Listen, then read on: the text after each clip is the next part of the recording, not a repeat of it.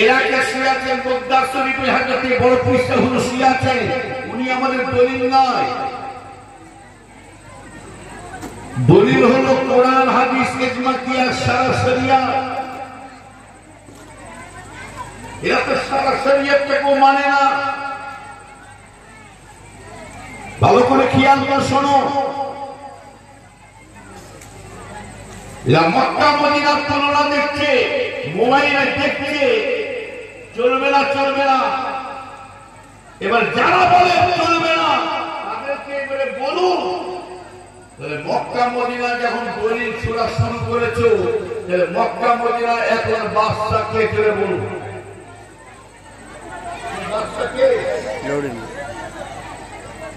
বাদশা সালমান। বাদশা সালমান এখন Mecca Medina শরীফে মেয়েদের গাড়ি চালাবার অর্ডার দিয়েছে না তাই না জোরে বলুন। তাহলে ওই ফতোয়াটা আমাকে আগে ধরতে হবে তো। যারা বলছে মক্কা মদিনা তুলনা করছে, ওই মক্কা শরীফের বাদশা সালমান মেয়েদেরকে গাড়ি চালাবার অর্ডার দিয়েছে। আপনার মাকে, চাচিকে, খালাকে 16 চাকা লরি নিয়ে যে বিষ্ণুপুরে বাড়ি নিয়ে এসেছিল।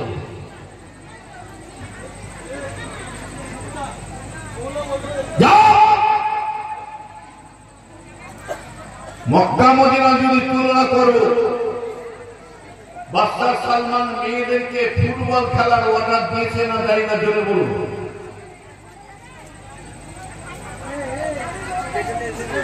নবীর উম্মতেরা শুনতে জানো, এটা হলো আখিরি জামানা।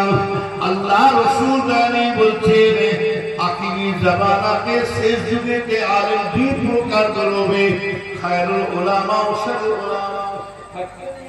গুমরাহি আলেম, রাসূল বলছেন আলেমরা হবে নাইবে নবী আর আলেমরা হবে নাইবে ইবলিস। কিন্তু হাক্কানি আলেম আর গুমরাহি আলেম চিনব কি করে? সবই তো দেখছি দুলালের কালমিস্ত্রি। ই বলছে হারাম, বলছে হালাল, ই বলছে চলবে না, ও বলছে চলবে। কিন্তু ইনি আলেম আর উনি আলেম, আপনি কোন আলেমের কথা নেবেন বলুন, কোন পথে হেঁটে যাবেন বলুন। বৈজ্ঞানিকরা বর্তমান লোকেরা বিপদে পড়েছে, আল্লাহ আমরা কোথায় যাবো? এখন আমরা আল্লাহ পাবো, ইঞ্জিন যেদিকে যাবে বগি সেই দিকে যায়। এখন আলেম মনীষীরা হচ্ছে ইঞ্জিন, আমরা লোকেরা বগি।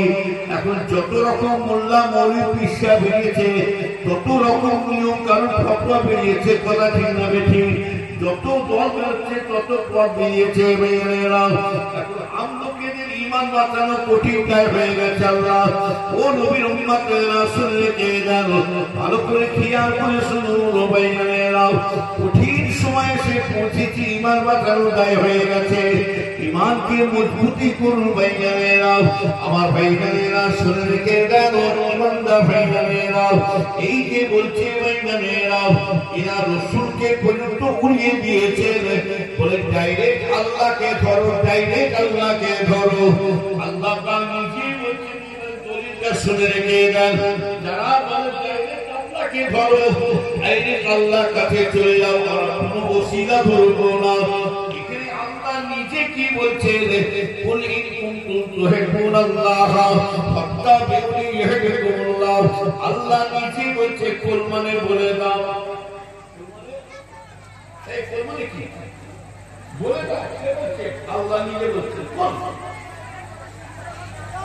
ইন কুনতুম তুহিব্বুনাল্লাহ ফাত্তাবিউনি ইউহিব্বুকুমুল্লাহ। এবার হাবিব আপনি বলে দেন, আমার বান্দা বান্দীদেরকে শুনিয়ে দেন, যদি আমার বান্দা বান্দী আমার নৈকট্য, আমার দিদার, আমার সাক্ষাৎ করতে চায়, ফাত্তাবিউনি, আগে তোমার পায়নি করতে হবে, আগে তোমার অনুসরণ করতে পারো। যদি আমার বান্দা বান্দীকে আমার তোমার অনুসরণ করে, তোমার পায়নি করে, নিশ্চয় ওই বান্দাকে আমি আল্লাহকে তারা পেয়ে যাবে। সুবহানাল্লাহ। আল্লাহকে পেতে গেলে আল্লাহর ভালোবাসাকে বাঁচতে হবে, না হবে না জরুরি। আর যারা হচ্ছে ডাইরেক্ট আল্লাহকে ধরো, তাহলে ওদেরকে বলে তোর বাপের মায়ের সাথে বিয়ে দেওয়ার দরকার তো ছিল? বিয়ে দিয়া দরকার কি ছিল? কিন্তু আসমান থেকে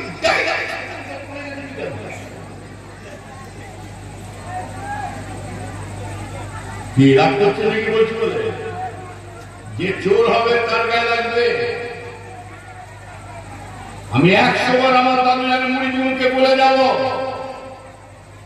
এ বাগান তো নেকের বাগান নয়। আজকের আমার দাওয়াত করোনা নাই করো, আজকে আমি শেষ কথা বলে দিয়ে যাব। আর প্রাণপুরে আসা হবে আমি বলতে পারি না, তবে এই সিলসিলার মহব্বতে বলে যাব, নবীর ভালোবাসায় বলে যাব, নবীর প্রেমে বলে যাব, ইসলামের জন্য বলে যাব। এক বাগান জেনে রাখবেন, বাংলার বুকেতে তবলিগ ছিল না, ওয়াহাবি ছিল না, আলাদি ছিল না, আনাঙ্গাজি ছিল না, বেরোলি ছিল না, লামানবী ছিল না, আজকে জামাতি ছিল না, ফকির দল ছিল না। এই বাংলার বুকে ইসলামের আলো, ইসলামের পাখি যদি জ্বালাতে হয়, এই ফুরফুরা পীর মুজাহিদের জামান আবু বকর ওসিলা করে আল্লাহ ইসলামের আলো জ্বালিয়ে দিয়েছিলেন।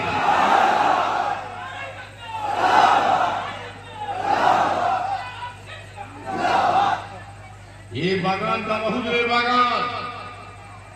কি ভেবেছ কি আমার দাদুজানের মুড়িগুলোকে নিয়ে খেলা হচ্ছে? আমার দাদুজানের মুড়িগুলোকে নিয়ে আজকে ফুটবল খেলা শুরু করে দিয়েছ। অতটা সুবিধা নয়।